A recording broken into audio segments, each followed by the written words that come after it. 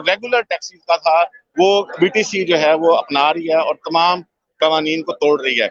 और अफसोस की बात, नाफिज करने वाले अदारे हैं, इनको क्यों नहीं रेगुलेट कर रहे, उस पर अमल दरामद क्यों नहीं कर रहे? देखें इसके हवाले से मुख्तलिफ किस्म की आरा हैं। कुछ लोगों का ये कहना है कि खुद जो आल्तो कार्गोज हैं मुख्तलिफ इदारों में, ऊपर बैंक्स वाले, वो इस सारे खेल में शामिल हैं, उनके इसमें इंटरेस्ट हैं, लिहाजा वो दिन ब दिन इनको सहूलतें दिए जा रहे हैं।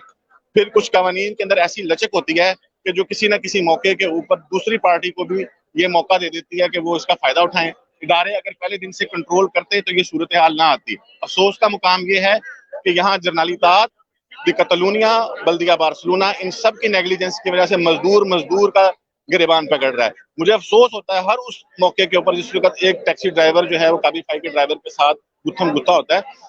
ऊपर बैठा जो कमा रहा है वो सरमायादार है, नीचे मैं और आप जैसे मजदूर लड़ रहे हैं। इसमें बहुत से ऐसे लोग हैं जो कल लाइसेंस करके टैक्सी सेक्टर के अंदर भी आ जाएंगे, लेकिन आज वो बेचारे सड़कों के ऊपर एक दूसरे के साथ लड़ रहे हैं। शर्म आनी चाहिए।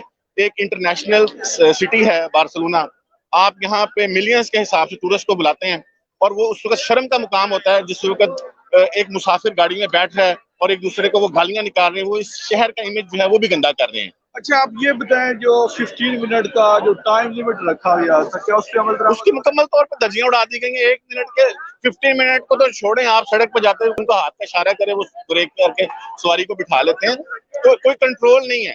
देखें, जिस वक्त आप रोड के ऊपर आ गए हैं, 10,000 अगर वो टैक्सियां ले आते हैं अपनी काबीफाई, तो फिर कंट्रोल कोई भी नहीं होता। हमेशा पहले लॉ को उनको प्रोटेक्ट करना होगा, वो है 130 का 130, यानी कि हर 30 टैक्सियों के मुकाबले में एक काबीफाई या VTC जो भी है, वो लॉ अगर उसके ऊपर आप जो है वो अमल दरामद करवाएंगे तो ये सारा सिलसिला रुक जाएगा। अच्छा, ये आप ये बताएं, जो 2 छुट्टियां थी, हमने सुना था कि 2 छुट्टियां इनकी होंगी, किसी किस्म के कोई रूल्स नहीं बनाए जा रहे। ये कहा गया था कि छुट्टियां भी होंगी, इनके 8 घंटे का जो उनकी टाइमिंग भी होगी। शायद जो गवर्नमेंट को सूट करता है वो ये है कि वो टैक्स उनसे लें वर्कर का। इससे पहले वो नहीं था। उबर जिस तरह पहले काम करती थी, कोई भी प्राइवेट आदमी चला सकता था, अब ये है कि 400-500 यूरो टैक्स गवर्नमेंट अपनी जेब तो भरेगी, टैक्स डिपार्टमेंट अपने पैसे तो लेगा, लेकिन जो उसके अगेंस्ट उनको लॉज जो है इम्प्लीमेंट करवाने हैं वो नहीं करवाए जा रहे।